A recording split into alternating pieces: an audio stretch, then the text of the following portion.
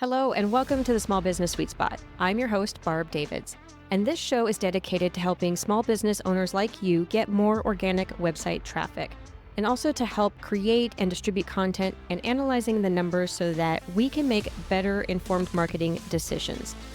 It is action-oriented, direct, and conversational. I'm so glad you're here. Let's go. Welcome back to the Sweet Spot. I am going to start this podcast episode just a little bit differently. I am going to first read a quote from this book that I read, and then we'll get into our special guest this week. So the quote reads, "Now you want to get to the next level, and you're asking the question we've all asked. How do I reach more customers? Dread hits your stomach as you arrive at the answer. I have to do marketing. You've come to the right place."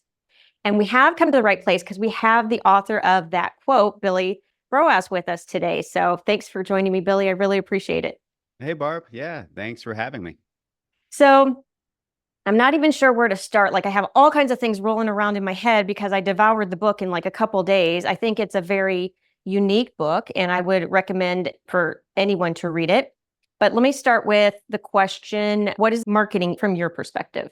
Well, it certainly changed a lot. I first thought it was hype and deception and used car salesmen, infomercials, things like that, Yeah. shouting on social media. But after I really dug into it, I realized that it was really just helping people get what they already want. And when I started looking at it that way, it really changed my perspective on it. And it made it something that I never thought I would, but I actually enjoyed doing.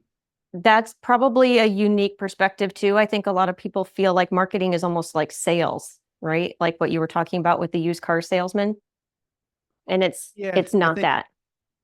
I think Super Bowl commercials. I ask people this all the time. So these are the things that come to mind. Super Bowl commercials, advertising, the things that, and it's natural, right? Like the things that are very like glaring to us, that jump out at us, things that are flashy, that are loud. When we Mhm. ask a question like that, those are the things, because they're top of mind, that tends to be our response, which is fine unless you need to do marketing, and then you need to know the right playbook to follow. And what do you think is maybe one thing that people do incorrectly when they start thinking about marketing? One thing they do incorrectly is think about all these little things, these shiny objects, we might call them, or tactics. I call them things that are low leverage. So things that really just don't move the needle much. Mhm. So updating our social media profiles, building a flashier website, using software, all the things that are screaming for our attention. Whereas the things that I found in my experience that really are high leverage, that really do move the needle, are much older in their nature. They're much more fundamental. It's really about, it's the principles. Mhm.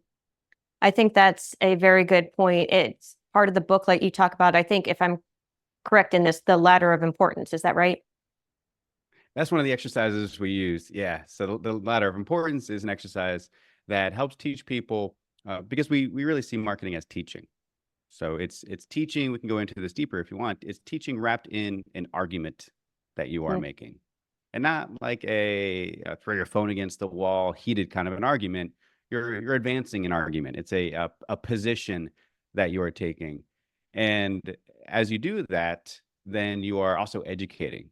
because I'm sure your listener knows, if they have ever been arguing for a position with somebody else and they know that topic much better than the person that they're speaking with, it's very difficult to argue for your position if the person is just very uninformed on that topic. You almost have to say, well, hold on a sec, go read this, or here, let me tell you about this, give you the backstory on this, and then we can have a productive conversation.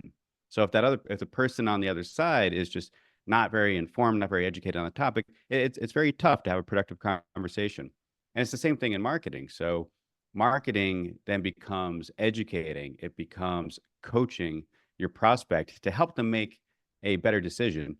And the whole time you're being completely transparent. You're not hiding the fact that you're selling or anything like that. And in fact, in many cases, you might actually tell your prospect to go buy from somebody else. But that's really how we see marketing, is education wrapped in an argument that you are advancing. Okay. And so with that, it's more than just like how to, right?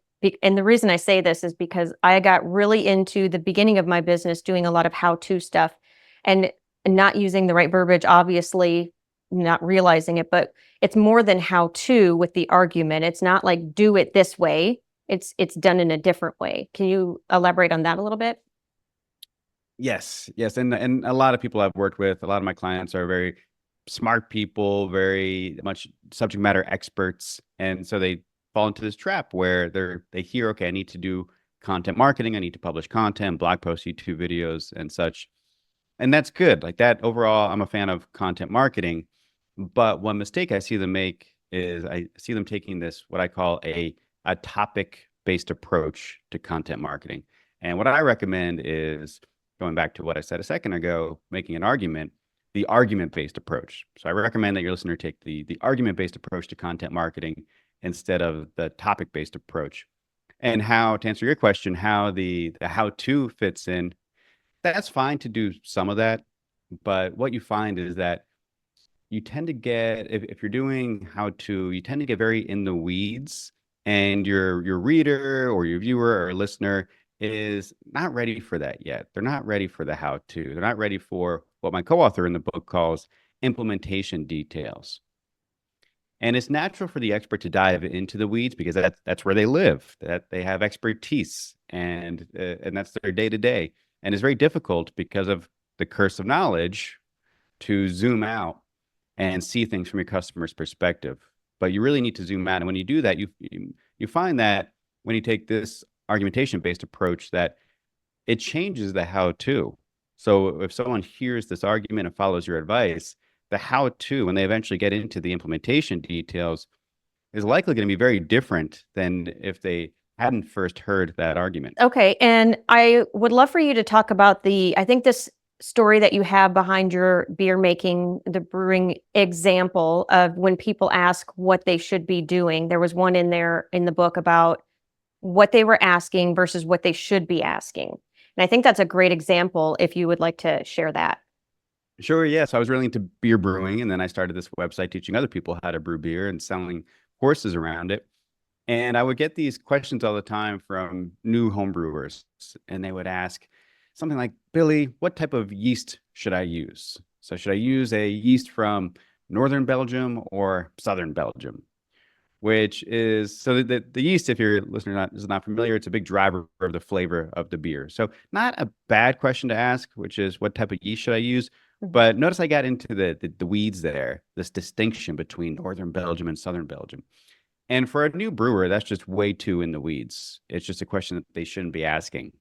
And if I were to answer that question, I'm essentially saying that's a good question to ask, which, because I know their goal, so I know my audience very well. I know their goal is to brew better beer.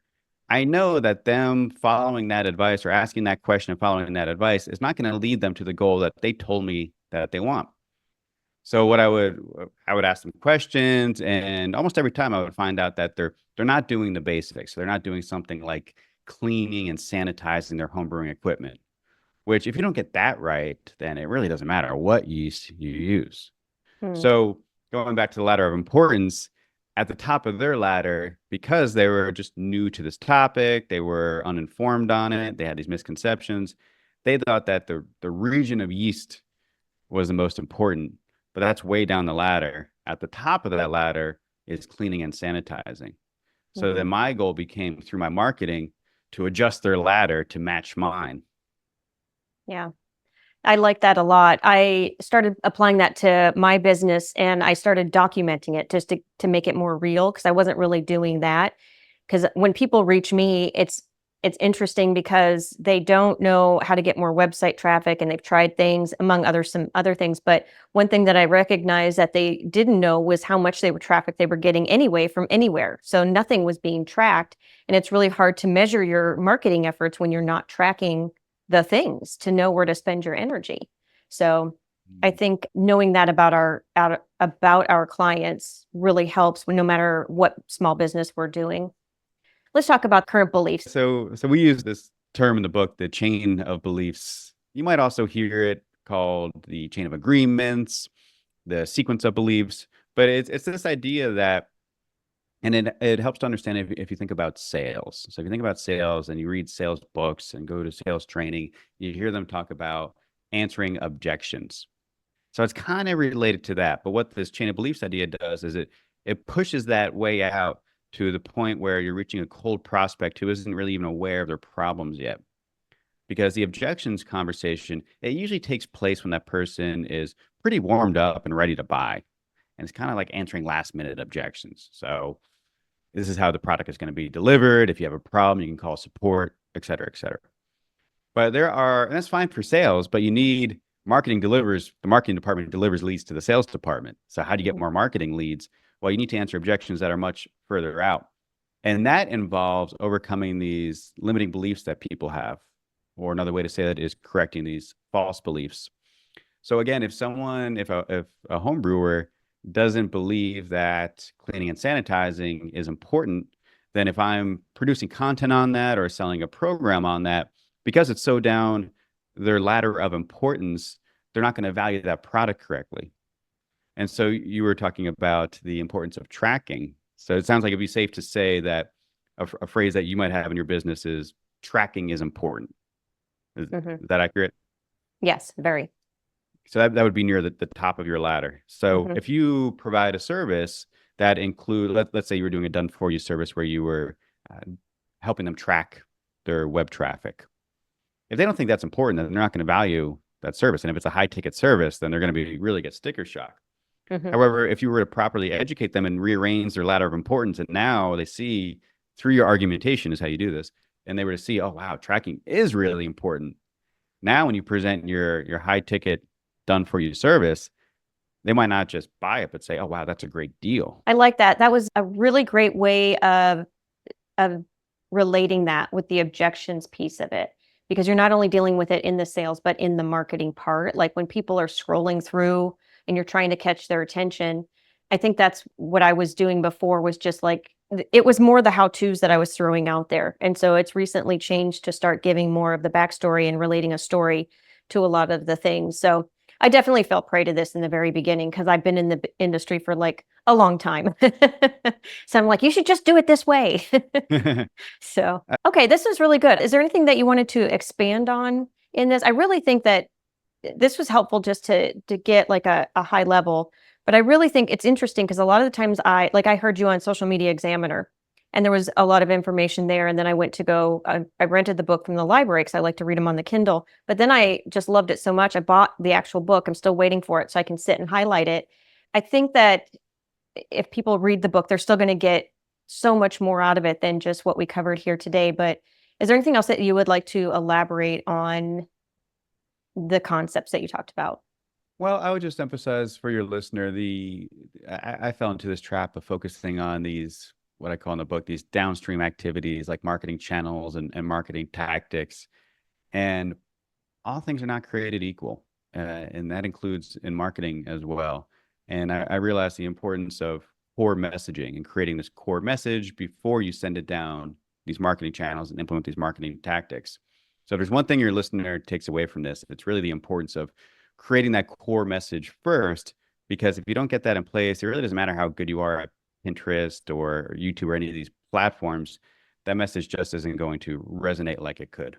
I love that. That's a great takeaway. That was what I was going to ask next, was what was your key takeaway? So we'll leave it like that. Okay. So the book is called, tell me again because I'm going to get it backwards because it's a very, it's the simple and smart. I always get backwards. I hear you. I trip up sometimes. Simple marketing for smart people. Thank you. That's it. All right. And I will definitely put the link in the show notes. And where can people find you, or where would you like them to reference if they have any questions or want to learn more? Yeah, so we have a website for the book, simplemarketingbook.com. And you can also find me on social media. I'm on LinkedIn, Twitter, Instagram. Do a search for my name and I'll pop up. All right. Thank you so much. And that wraps up this episode. Stay tuned for more episodes to help your business thrive online. We'll see you in the next sweet spot. Cheers. Thank you for sticking around. I hope you enjoyed the episode. If you're looking for SEO and content marketing help, you can find all kinds of information at compassdigitalstrategies.com. And if you like the episode, please tell a friend. Cheers.